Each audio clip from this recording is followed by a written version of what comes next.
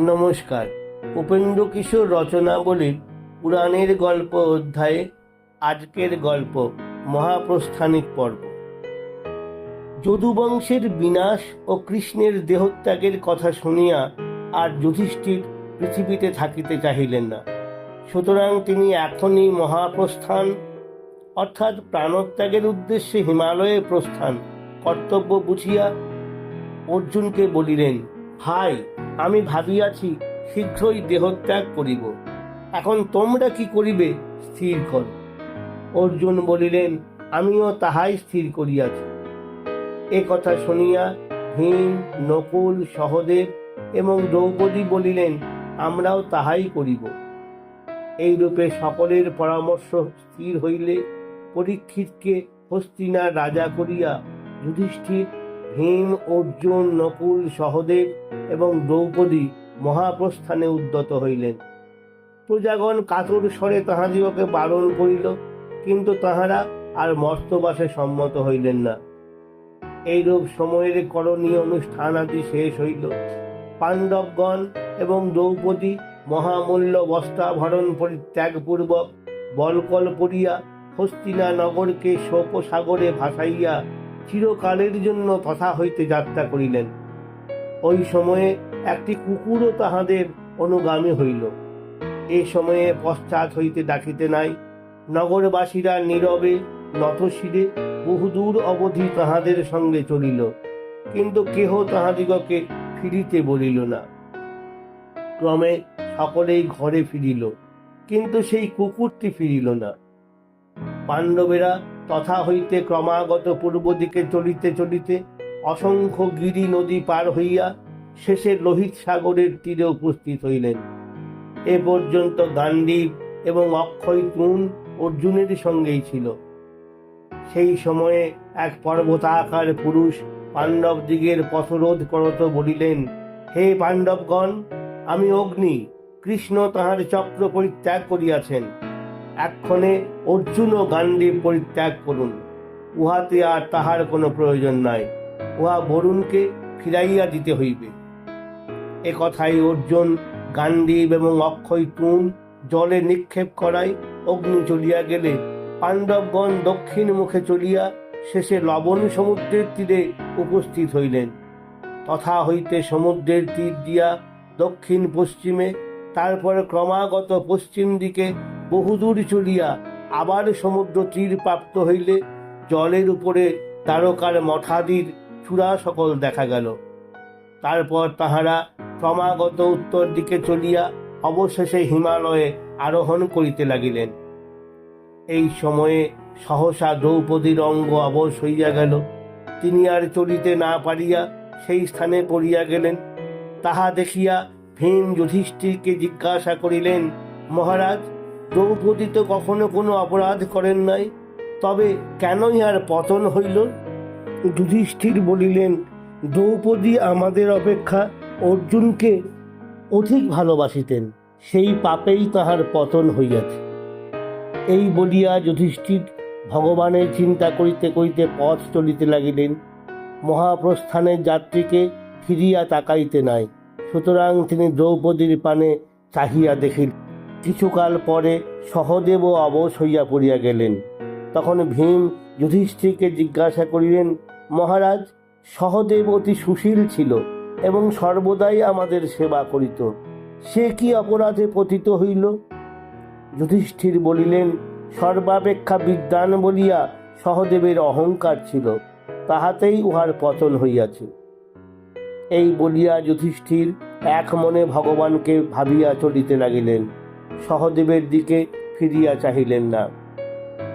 তারপর দ্রৌপদী ও সহদেবের শোকে অবশ হইয়া নকুল পড়িয়া গেলে ভীম পুনরায় যুধিষ্ঠিরকে জিজ্ঞাসা করিলেন, মহারাজ, নকুল পরম ধার্মিক ছিল, সে কি জন্য পতিত হইল?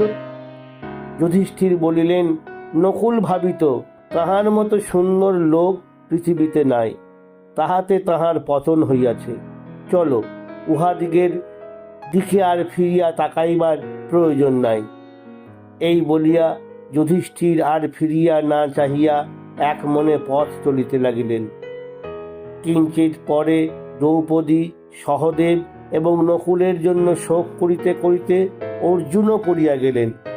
তাহাতে ভীম জিজ্ঞাসা করিলেন, মহারাজ, মহাত্মা অর্জুন হাস্যোচ্ছলেও কদাচ মিথ্যা কথা বলে নাই, তাহার কেন পতন হইল?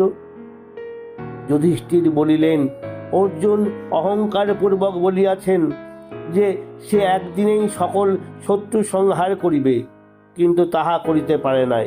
সে অন্য বীরগণকে তুচ্ছ করিত, এজন্যই আজ তাহাকে করিতে হইল।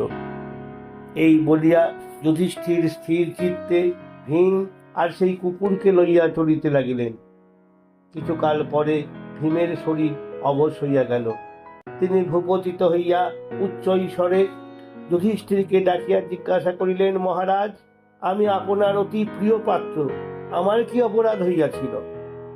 যুধিষ্ঠির বলিলেন, তুমি অন্য দিকে না দিয়া নিজে অপরিমিত আহার করিতে আর তোমার তুল্য বলবান কেহ নাই বলিয়া অহংকার করিতে, ইহাই তোমার অপরাধ। এই বলিয়া ভীমের দিকে আর না চাহিয়া যুধিষ্ঠির স্থির চিত্তে পথ চলিতে লাগিলেন। সেই কুকুর তখনও তাহার সঙ্গে ছিল। অনন্তর যুধিষ্ঠির আর অল্প দূর গমন করিলেই ইন্দ্র উজ্জ্বল রথারোহণে তাহার নিকট উপস্থিত হইয়া বলিলেন, এই রথে উঠো, তোমাকে স্বর্গে লইয়া যাইতেছি। যুধিষ্ঠির বলিলেন, আমার দ্রৌপদী এবং প্রিয় ভাই সকল পথে পড়িয়া আছে, তাহাদিগকে ছাড়িয়া আমার স্বর্গে যাইতে ইচ্ছা নাই। তাহা শুনিয়া ইন্দ্র বলিলেন, উহারা তো তোমার পূর্বেই স্বর্গে গিয়াছেন, উহাদের জন্য কেন দুঃখ করিতেছ? তুমি তোমার এই শরীর সমেতই স্বর্গে গিয়া তাহাদিগকে দেখিতে পাইবে। তখন যুধিষ্ঠির বলিলেন, দেবরাজ, এই কুকুর আমাকে ভালোবাসিয়া এত দূর আমার সঙ্গে আসিয়াছে, ইহাকে ছাড়িয়া আমি কেমন করিয়া স্বর্গে যাইব? সুতরাং দয়া করিয়া ইহাকেও আমার সঙ্গে আসিতে দিন। ইন্দ্র বলিলেন, আজ তুমি স্বর্গে গিয়া দেবোচিত সুখ লাভ করিবে, আজ কেন একটা কুকুরের জন্য চিন্তিত হইতেছ? ওটা থাকুক, তুমি আইসো। যুধিষ্ঠির বলিলেন, স্বর্গের সুখ লাভ করিতে হইলে যদি আমার পরম ভক্ত এই কুকুরটিকে পরিত্যাগ করিতে হয়, তবে সেই সুখে আমার প্রয়োজন নাই। ইন্দ্র বলিলেন, যে কুকুরের সঙ্গে বাস করে সে স্বর্গে যাইতে পারে না, সুতরাং শীঘ্র তাকে পরিত্যাগ করো। যুধিষ্ঠির বলিলেন, ও আমাকে ভালোবাসে, সুতরাং আমি নিজের সুখের জন্য উহাকে পরিত্যাগ করিতে পারিব না। ইন্দ্র বলিলেন, তুমি দ্রৌপদীকে আর তোমার ভাইদিগকে পরিত্যাগ করিতে পারিলে আর একটা কুকুরকে ছাইতে পারিবে না? তখন সকল দেবতারা মিলিয়া দিব্য রথে করিয়া মহানন্দে যুধিষ্ঠিরকে স্বর্গে লইয়া গেলেন। তিনি তথায় উপস্থিত হইবা মাত্র নারদ উচ্চৈস্বরে বলিতে লাগিলেন, যুধিষ্ঠির ভিন্ন আর কেহই সশরীরে স্বর্গে আসিতে পারেন নাই, ইনি সকল ধার্মিকের শ্রেষ্ঠ। নারদের কথা শেষ হইলে যুধিষ্ঠির বলিলেন, আমার ভাইয়েরা যেখানে গিয়াছে সে স্থান ভালো হোক আর মন্দ হোক, আমিও সেখানে যাইব, তাহাদিগকে ছাড়িয়া আমি থাকিতে পারিব না। তাহা শুনিয়া ইন্দ্র বলিলেন, মহারাজ, তুমি নিজ পুণ্য বলে এখানে আসিয়াছ, এইখানেই থাকো।